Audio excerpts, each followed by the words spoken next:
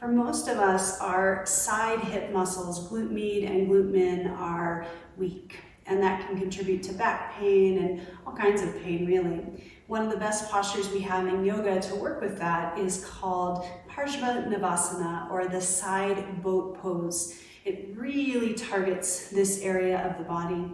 To come into the posture, you'll lie down on your side, taking your bottom arm straight out underneath your head, and then stacking your hips one on top of the other. And you want to make sure that your hips and your ankles are in line, just like Christine's, and your hips and your shoulders are in line for the posture. We'll start with the modified version, which will just be moving the top leg. You'll be using your top hand for support on the floor. Engage your abdominal wall, draw your tailbone toward your heels, and then as you exhale, lift your top leg off the bottom leg. This might be where you stay. This might be just enough work that you're feeling in the body.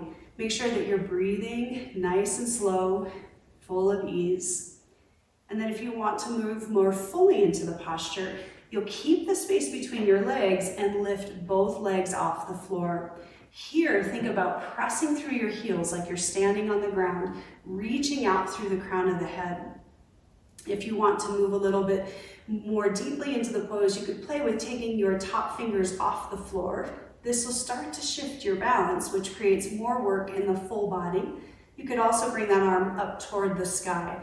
You don't necessarily have to do that. This is like the mast of your boat.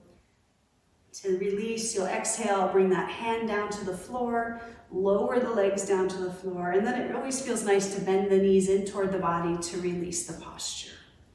Just take a breath or two here. And then we'll come into the other side, press down into your hand and lift up. Let's see.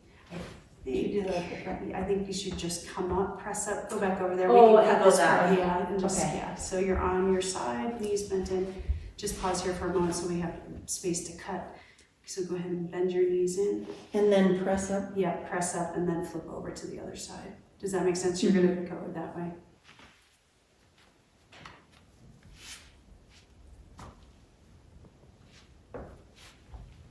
So as you're setting yourself up for your other side, taking that arm out long, and you might find that one side of your body is really different than the other. Using the fingers or the palm on the floor in front of you, stacking the hips, pressing out through your heels. Lift your pubic bone just a little and draw your tailbone down. Taking that top leg off the bottom leg to get started. And again, if you're just beginning, you're just discovering these hip muscles, this might be where you want to stay. Or bring both legs up, coming into the full posture, and playing with your finger placement. Keep in mind, one side of you may be very different, so lifting the fingers off the floor might not work on this side, or taking that arm up toward the sky. Continue to reach through your heels and out through the crown of your head, so you're creating as much length in the body as you can. And on an exhalation, release the hand down, find your grounding, and then lower the legs down. Bend the knees in slightly and just receive the posture, Parsva Navaasana.